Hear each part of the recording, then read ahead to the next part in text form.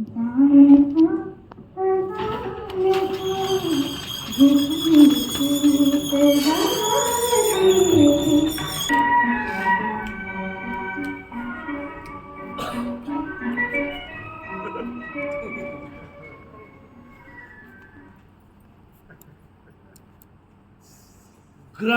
Wonderful fantastic. कशी दिसते मी आता? खरं सांगू, शेंदूर खरवडल्यावर मारुतीची मूर्ती दिसावी ना तशी. चालेल, मी काय मारुती सारखी दिसते? अगं मी मूर्ती म्हणतोय, मारुती दिसत. पण एकूण तुझा पूर्वी अवतार कसा होता ते आठव आणि आता कशी दिसतेस ते पहा. आता कोण म्हणेल की तुला आजीबाई? खरंच इतकी छान दिसते.